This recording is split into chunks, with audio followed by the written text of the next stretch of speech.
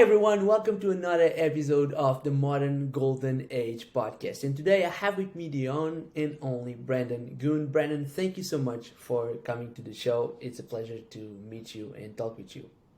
Sure. Yeah. Thanks for having me. That's okay. So, Brandon, I want to start with a little bit of your journey throughout education. So, the first thing that you share in almost all of your websites and social media profiles that I found is that you dropped high school when you were 16. So, I was wondering if you could give us a little bit of an insight on why did you do that? What was about school that you didn't like it? And also, like, how did you move past that after just having dropping out? Yeah. So I guess I always really didn't like school throughout my entire life, like most kids. I mean, sitting there for 6, 7 hours a day against your free will is not really the best way to spend your time.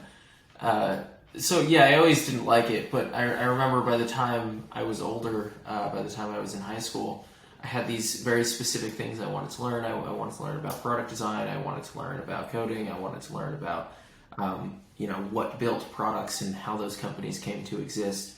And yeah, that's how I spent a lot of my free time outside of school. I was always constantly learning stuff.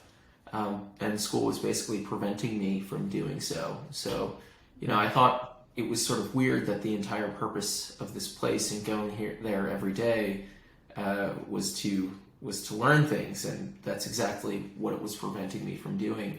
So I said, you know what, I should probably just drop out. Yeah. So where did that clarity on what you wanted to do came from? Did you had that since you were young? Was it something like, was it a specific company or a specific entrepreneur that inspired you? Like, how did that came about? Yeah, I think I remember. This is sort of an abstract answer, but yeah, I remember when I was about like 3, 4 years old, I looked behind the TV for the first time. And I remember seeing wires and cables behind the TV, and that there was so much more than what's in front of you, and that, somebody else put that together. Somebody had to invent these cables, and somebody had to invent the wires and the TV, and that the TV didn't just put things on the screen. And I also remember thinking, like, wait a second, my friends also watch SpongeBob and they also watch Blue's Clues, so they have this too. And it's not like it's just sitting here in this box alone. There must be something that makes that happen. So that sort of sparked this whole belief on the world was sort of made by people, and that you could engage in it and you can play a role in making it too. So that sort of sparked my curiosity, and then I remember that curiosity extending to computers, and I remember Apple products and the iPod Touch coming out, and being so fascinated by the iPod Touch and the screen that you can directly manipulate. That got me interested in design and imagining forms of computing that couldn't have been possible before. And then I also loved Legos as a kid. Legos sort of sparked that sort of abstract thinking and putting things together type of thought process. And eventually, like, over time, that love of creativity and abstract thinking and technology and design over time sort of became these career interests that school wasn't meeting. Yeah, and great. And you were just mentioning before we started recording that when you dropped out, like in the first months, you didn't do much, right? But walk us through that process. So you're a 16-year-old, a teenager. You just dropped high school. Like, what was happening in your mind, and how did you turn that into your first company? Yeah, I remember I was sort of I dropped out, and I remembered at the time. I remembered what it was like to play as a kid. That was sort of, I sort of thought back to myself, like, what was my favorite time in my life?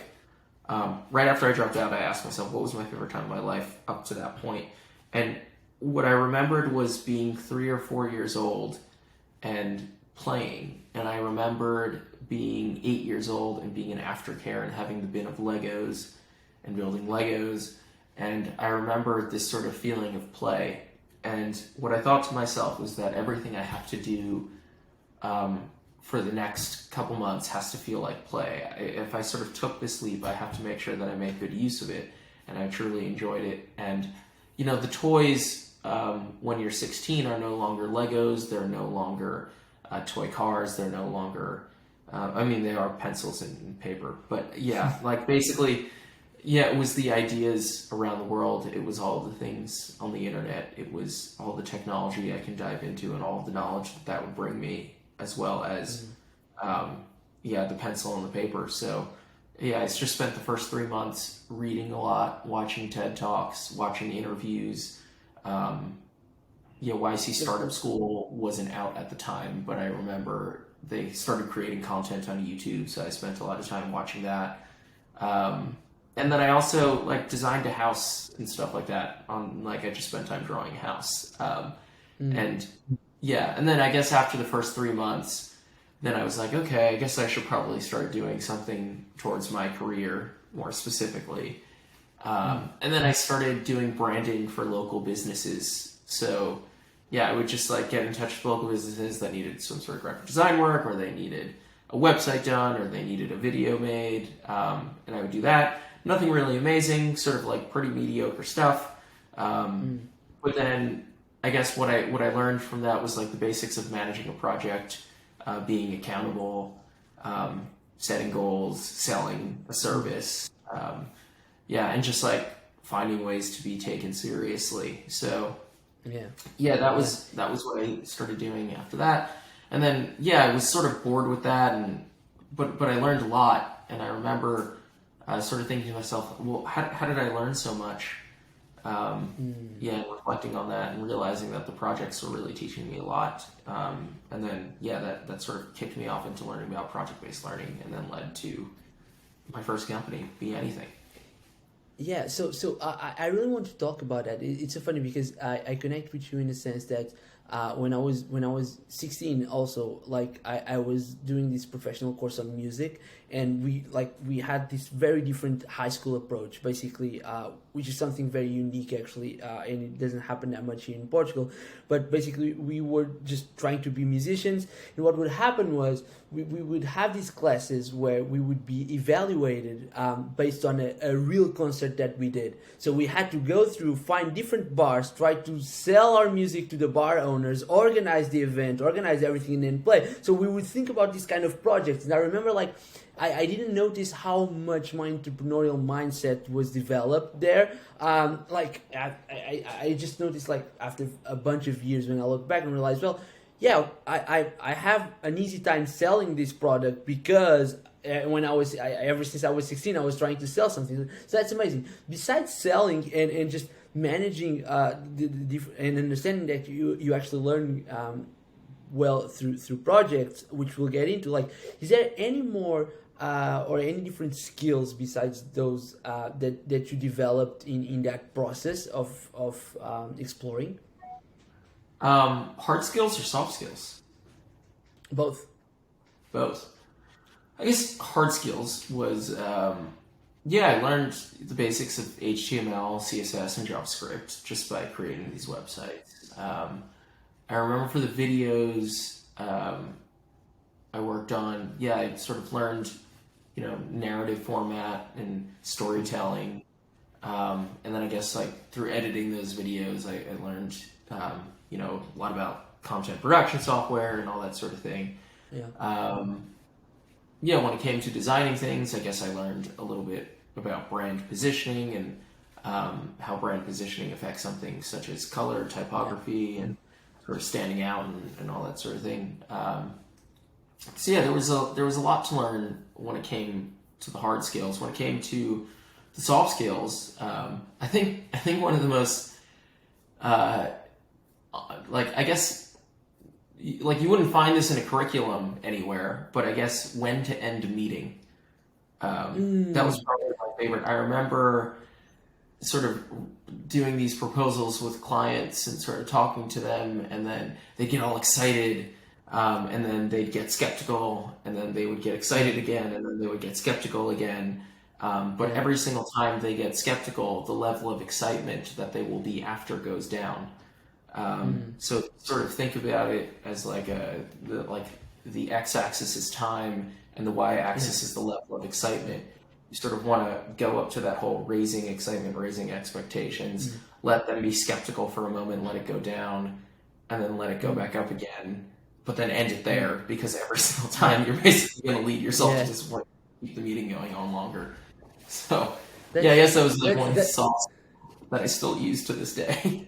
That's a great soft skill to have. So because we all know that meetings sometimes take just way too long, either with clients or either with teams. So I love that. And let's focus then on project based learning. So you realize that you learn better through projects, and you realize that was the thing, like project based learning. Like, how did you come up with the idea of just creating a company around it, and explain to the listeners like what do Be Anything, what you guys did?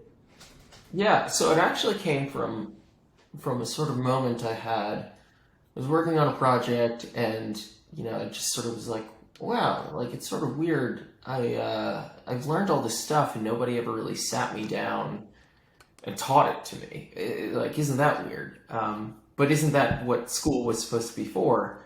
Like, there must be something going on here. And I went into my Google search history to sort of see when I learned what things. And then I sort of noticed that there was a pattern in my searches, and that they were all sort of clumped together, and the sort of things I thought about learning were sort of clumped around times when I was working on projects. And then I was like, I seem to learn the most through projects. What an interesting concept. And then, I just sort of Google searched learning through projects, and then project-based learning came up, and then all the benefits of project-based learning came up. Increasing students' test scores, teacher satisfaction with the job, student motivation, decreased dropout rates, decreased attendance rates. I was like, wow, this is amazing. Why is nobody doing it? So then I found a few niche schools in New York that were, and I signed up for the parent tours of these schools, and I was like 16, 17 at the time, and I would go to these parent tours, and they would be like, oh, are your parents enrolling you in your school? Where are they? And I was like, no, I'm here to learn more about project-based learning, and I would talk to them about the things I read, and they would find us so novel and so interesting that they would invite me back to the school like the next week. After having observed, and I would get to ask more specific questions about the things I observed. And that's what really led to me having this discovery period about project-based learning and seeing it in action, and then realizing that teachers were having difficulty staying up to date with what students were working on, maintaining a high-quality feedback loop, and that assessing the project work was much more challenging than a quiz or an essay, because those were static objects, whereas a project was much more about the process and the living, breathing thing rather than the end result. So I designed some software that basically made it easier for teachers to assess projects and give feedback to students throughout the process. Yeah, it's so funny because I'm just realizing that we have a bunch of things in common. So one of them is the fact that, first of all, the learning by projects insight, it's a great insight. Like when I co-founded my first company, we were doing like these training sessions to different companies. And basically because we were starting out, our idea was we need to get as much clients as possible. So basically anything in the behavioral area, meaning soft skills, we would find a way to build like a course specific for them. And like what would happen was suddenly a client would say, well, we need a course on time management. And suddenly that was a project, and all my Google searches, all the books that I was reading, all the YouTube videos that I was seeing were about just time management and trying to understand like how to design a learning experience that was good around it. And doing that like 2, 3, 4, 5 times, suddenly realizing, oh, okay, so I'm learning all these soft skills, but I'm only doing it because I have specific projects that create these needs that then I need to just go through and learn something to fulfill like that project. And I remember thinking about, well, that's what a school should do, right? You should just let kids try to build things, and then as like the resistance start to pop up, like as the obstacles start to pop up, they'll need to understand, oh, okay, so I need to sell something and I don't know how to sell. Maybe I need to go and learn how to sell, or how to code, or how to do whatever. Because sometimes I think that in schools we do this where we teach kids stuff as like, and it's almost like the kids are supposed to take that at face value, meaning whatever I'm teaching you is the most important thing. Maybe it's not. Like for you, for instance, it was not. Like you wanted to learn how to code, you wanted to learn how to create products, and maybe just understanding like the basics of biology was something that you didn't want to learn about, right? So I totally get that, and it's so funny that another thing that I also believe we have in common is this idea that your product was then like the Be Anything product. The focus was to sell to schools, and I actually co-founded also a nonprofit focused on helping students to develop these skills, and we would also sell to schools, and that was a nightmare. And I know that you shared the same experience. Can you riff a little bit about on that? Like, why was it so hard to create change in these schools? Yeah, I think one of the ways I like to think about it as a product person is that the raw materials of product are the conversations you have with users and customers, and people who want to use your product. And yeah, if these are the raw materials, like any other business, having more raw material, it's probably the best thing for the output of your business. Yeah. And yeah, when it comes to working with public schools, and schools in general, it's just that they're extremely restrictive with your ability to interact directly with students. They're very restrictive with your ability to interact directly with teachers. They're very restrictive when it comes to interacting directly with the admin. You sort of, one, there's no sense of urgency to get back to you with the feedback that you want, nor is there a sense of like, usually there's like, okay, if I want to get to two of those stakeholders, usually I only have one of them as my primary contact, so I have to jump through that person to get to the other two stakeholders to then have no urgency to get the feedback for that to go through the stakeholder again to then get back to me. And it's like, okay, I basically have like a tenth of the access to raw materials in the form of feedback and context compared to non-school selling and non-school product stuff.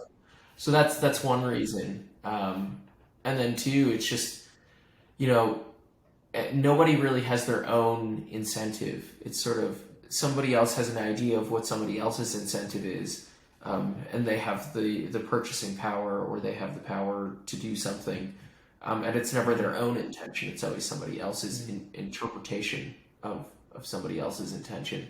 So yeah, this like misalignment of incentives and intention is just, it just causes a lot of problems as well. That just makes things slow and not quite the right thing. Yeah, 100%. So after that, you ended up just doing a lot of different things in the ad tech space. I won't go through each one. But before we talk about Prequel, I do have to ask you something, which is in all these experiences that you've done in the ad tech world, you come up with this theory that we were talking. I saw some tweets of yours about this, and we were talking about this before recording. That the problem with education is a distribution problem, right? And I would love for you to explain that idea and riff a little bit on that. Yeah, I mean, at the end of the day, it's like, what is the supply of a school? A supply is a teacher's time, or some person with knowledge, sort of distributing this knowledge, their time. So it's like, yeah, that's two things. Like the person who's teaching their time, and then there's the knowledge itself and the content and the curriculum. And then I guess there's like the sort of space to exist within while you consume these things. So, and even that's arguably not really the supply of a school. Yeah, arguably that's a distribution piece as well. But yeah, basically there are these individual teachers, and they all have their sort of content knowledge, and school is basically a bundle of them where you go to this building and you access a bundle where you have some math, and you have some reading, and you have some science, and you have some history. And some schools might have some additional extracurriculars other than music and other than art, and some of them might have some STEM-oriented ones. And it's basically, you go to this one place and you get all of your entire bundle of learning needs. But the problem is that we sort of have individual and diverse needs. and the bundle can only sort of meet a lowest common denominator of all of those things, right? Like if we're sort of treating it like a product, we would say, okay, for a minimum viable product, we want to build one thing and we want to make sure it works really, really well, and it's just that one thing, and that's it. Maybe we'll build a second thing, maybe we'll build a third thing, but we just want to start with one thing. That's how startups work, but schools are inherently the opposite of that. It's sort of, let's build a bunch of things, let's build a bundle of things, and let's be, sort of mediocre to terrible at all of them.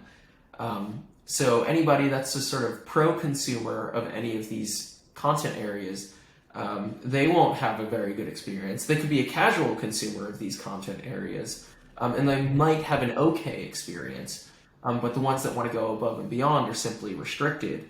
And because it's sort of like the entire distribution and the entire selling is contingent upon it being a bundle, stepping outside of that bundle would sort of be a bad thing. So schools sort of prevent you from stepping outside of that bundle, even if you were to sort of still buy the sort of things that you're a casual consumer of that are mediocre.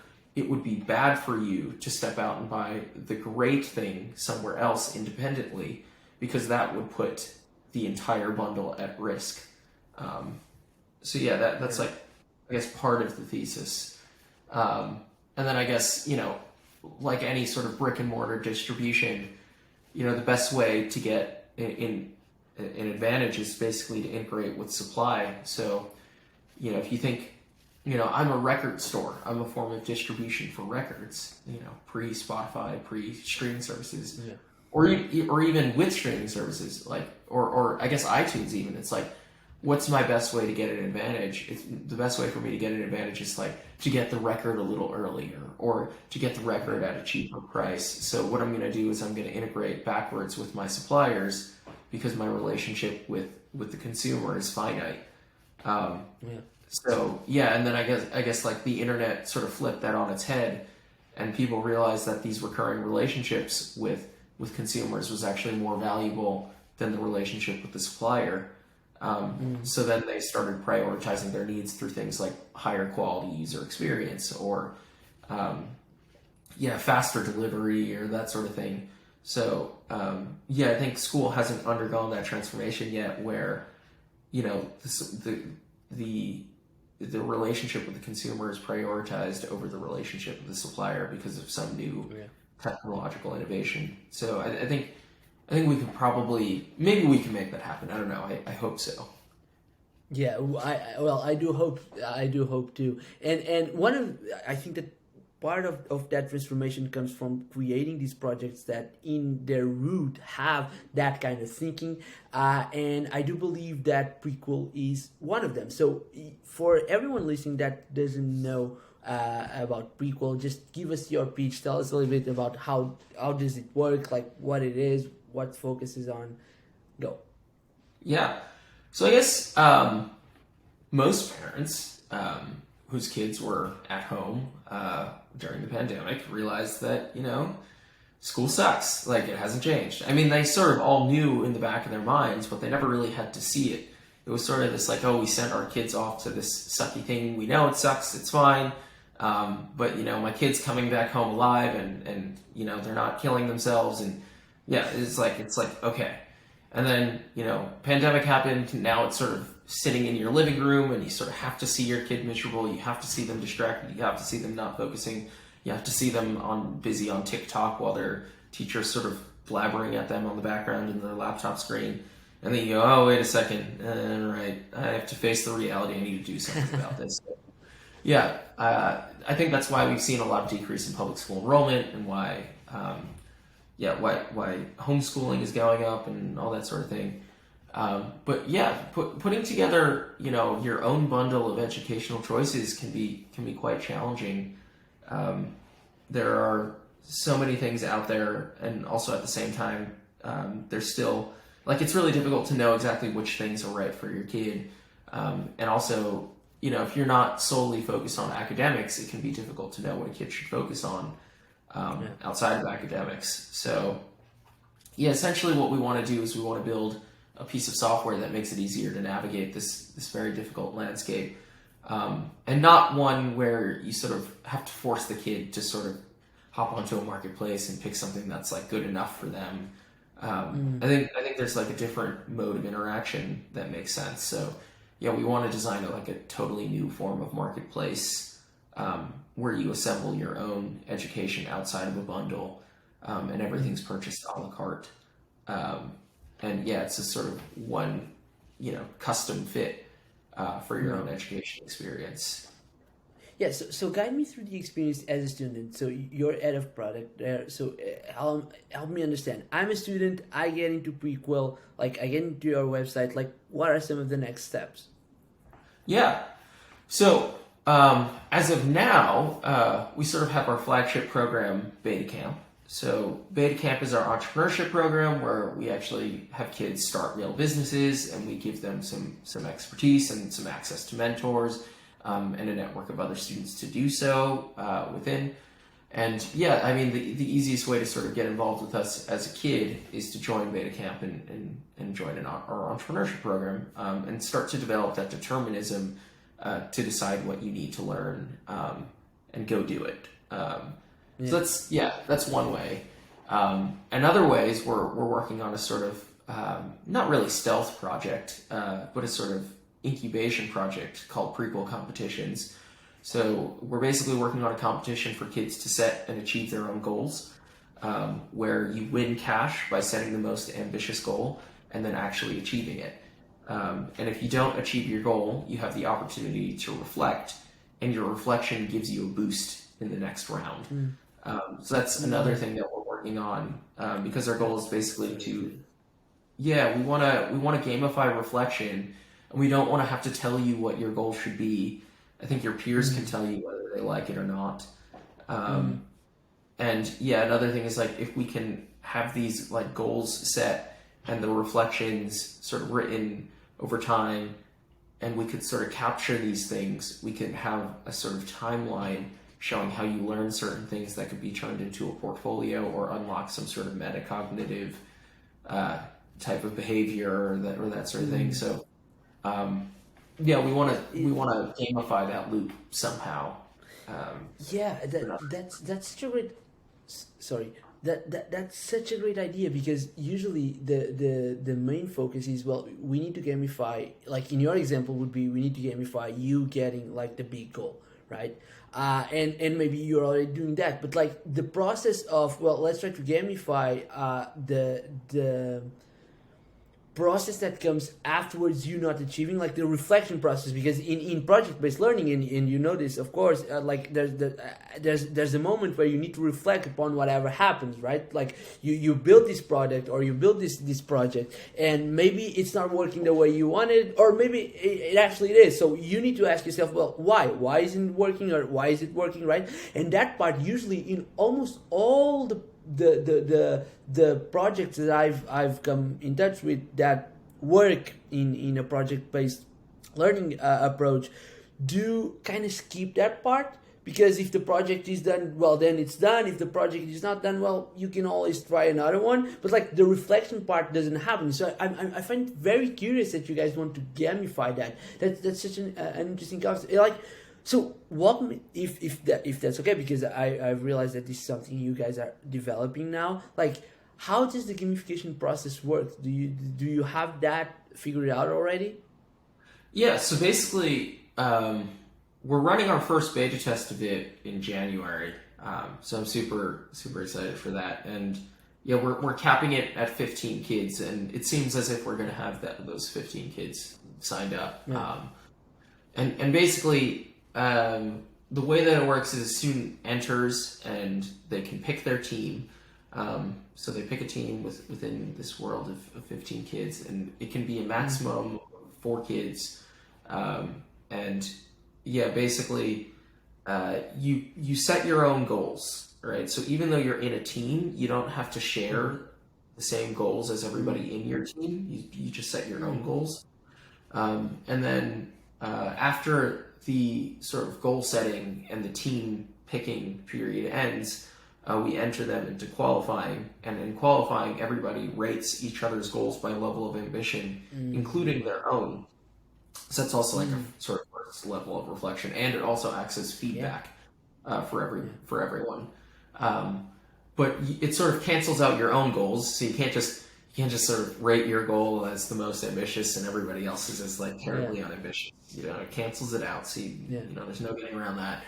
And then what we do is we take the average level of ambition for everybody's goals, and we basically rank them, and we assign them points. And the team that has the most ambitious goal set is sort of at the top of the leaderboard. They have the most ambitious goals. They're highly likely to win, all that sort of thing. But the leaderboard is not where you win. You sort of have to win by achieving the goals.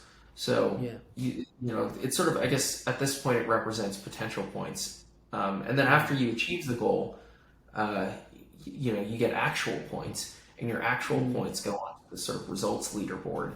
And at the end, whoever set the most ambitious goal and actually achieved it wins the round. And the ones that set less ambitious goals and achieve them might not. But also, you could set like super ambitious goals and not actually achieve them, so you don't get any points for that. And we wouldn't want to necessarily sort of say, "Oh, that's a risk. You shouldn't do that." And that's also part of why we have that reflection piece where, if you don't achieve your goal, it's not like you've lost everything. You actually learned something. So why don't you tell us what you learned, and get a boost in the next round for doing so. And that'll sort of have the benefits for you as a kid, getting to reflect on that and having an incentive to reflect. And for us, we sort of capture all of these reflections and we put them into a portfolio for you. And another thing is also a lot of what parents really need is a narrative as to why they're doing the right thing for their kids. So when you buy a private school or sort of do homeschooling or an alternative co-op, what you're doing is you're sort of recognizing, this system isn't fitting my kid and I need to sort of buy something that does, and I need to sort of create a narrative as to why I'm doing the right thing for my kid. So a lot of what we want to do is string together these reflections in a certain way, and sort of show you that sometimes there's a different path for your kid that isn't public school or school, and sort of has that confidence too. So there's a lot of things we want to do with it. Yeah, let me just ask you one more question, which is why ambition as the metric to evaluate the goals? I guess that's maybe like a personal bias that we have. Okay. At some point, we do want to branch it off and do sort of verticalize, like, oh, there's a design competition, there's a coding competition, there's a business competition, there's a creators competition. However, I didn't want to start there because I didn't want to entrench a sort of specific subject area, even if it was one that I was passionate about. Because I remember, I basically, towards the tail end of high school, they were starting to teach kids to code. And I remember I was thinking like, oh, it would have been super valuable for me to learn to code. But I wouldn't want that forced on me because I think code is sort of the equivalent of learning cursive these days. Like there was a time where that was really useful, and today it's simply not. And code is sort of like the modern equivalent of that, where it's like writing code today is super useful, but in the next 20 years there will probably be a technological innovation that changes that. So we probably shouldn't force that on kids, and we probably shouldn't entrench it. That's just like a bad idea. So because of that's also why I'm very big on self-directed learning as a whole.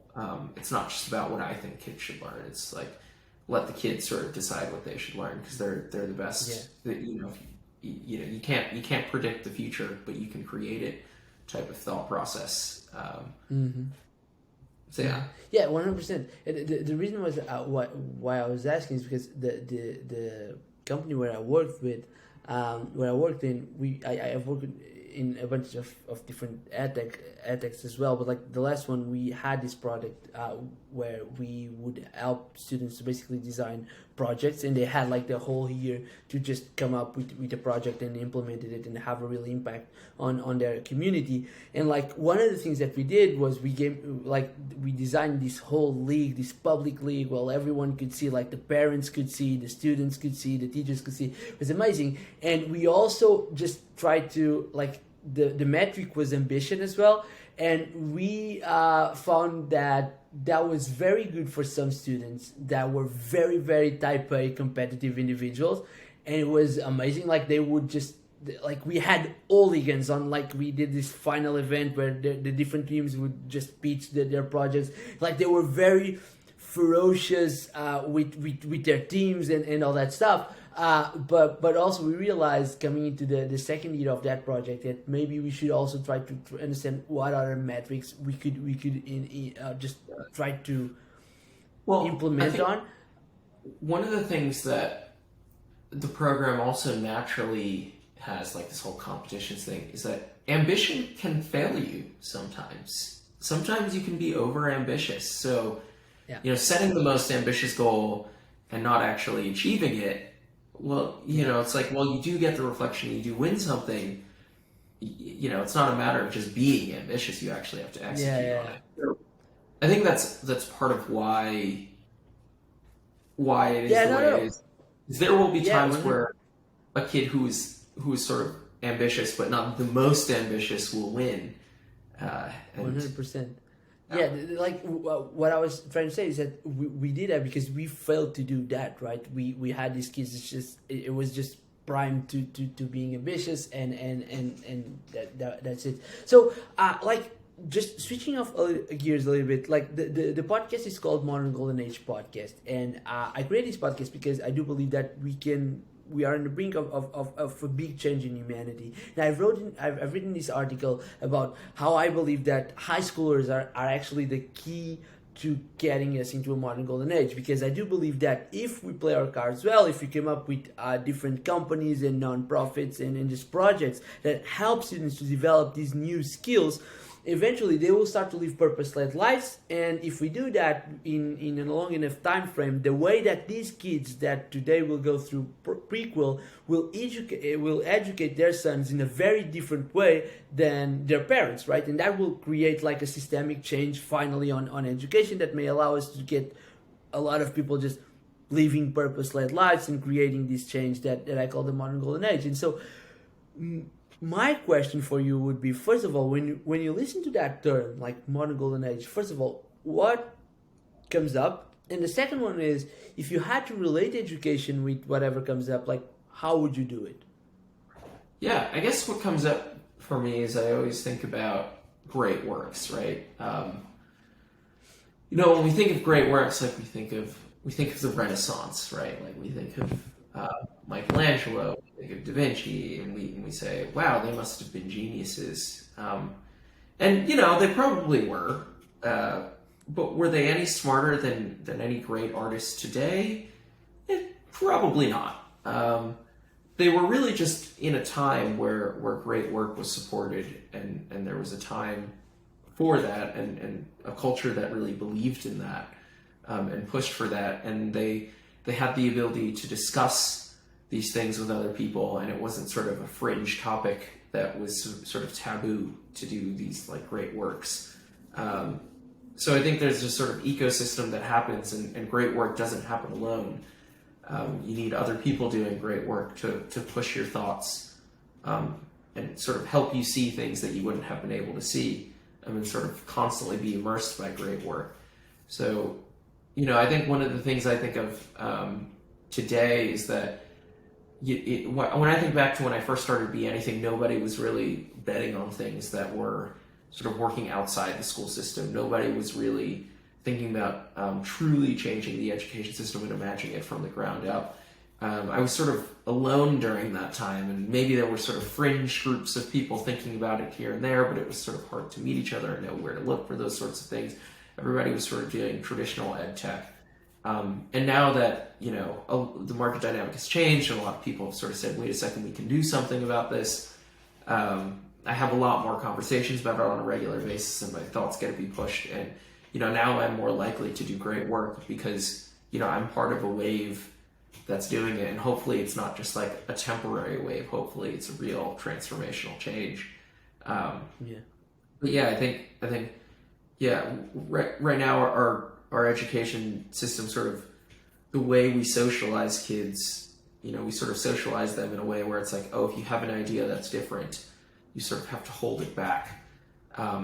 Sort of being disruptive in class is like, no, this is inconvenient to the teacher, therefore it is bad for everybody.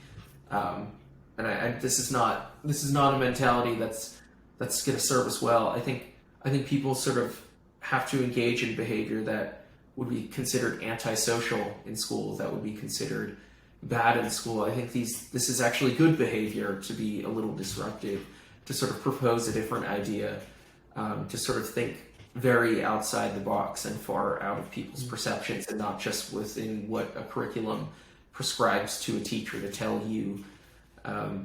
So I think if we can sort of have an age where this is more of the norm, who knows what will come up? Who knows what contrarian ideas will be discussed on a regular basis that sort of are reserved for special occasions today?